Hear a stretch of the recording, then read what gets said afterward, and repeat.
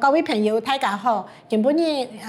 我要講的題目是台灣的客家五姓同世界，我是張典華。你從頭講傳統的客家五姓到底生了兩版型哈。其實在清朝的時節，你台灣也還蠻有的個翕相機啊，所以也唔只看過你清朝時節叫做來台煮的阿婆到底生了兩版型哈。不過你大部分基本要分享的相片哈，都方來看你台灣的客家五姓，就會同日本時代正有開始的個客家五姓佢就生了兩版型，像係基本嘅第一擺介紹嘅就係我屋企嘅親戚哈，張亞祥先生，佢喺三福在做香港，佢最早嘅時節1940年，佢有呢個綠色嘅玻璃嘅大片，佢最早嘅可能係第一個時節來翕你中港海哈，頭份啊、陳祖父啊都南莊裡提起嘅客家五姓嘅角色哈，就看到佢哋嘅樣式。其實從以前哈，你從東島嘅客家嘅錄像片中，都看到以前嘅客家父母過去都係從事呢個家事啦、做勞動啦，還有做農事最多哈。你來看到嘅時節嘅五姓，從清朝啊。還有日本時代都兩下，你客家父母最常做嘅時間就係乜嘅？做勞動。你看到你嘅相片上，佢就係乜嘅？84年咧，50年代84年咧，24年咧，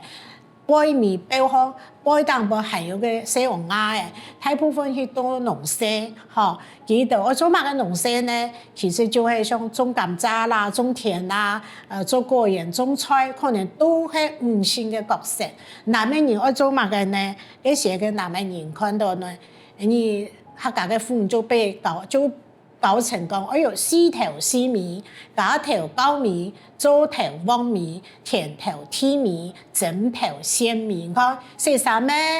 把點東西開東西嘅，全部都係你客家五姓啦，吼，做你嘅勞動嘅事務最多，吼。還有呢，你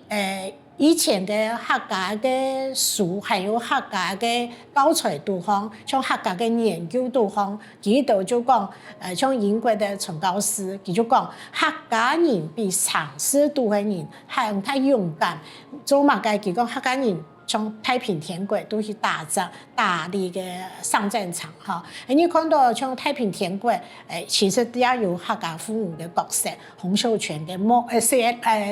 老妹，佢就帶點東島的客家父母上戰場，一路打。佢度呢度嘅客家嘅研究做起嘅都係呢種本質論，就客家人我做乜嘅？你看相片都方嘅客家父母可能都會一直影響到兩下，都會本來感到佢度請我做事，請群簽哈，請勞動哈，太陽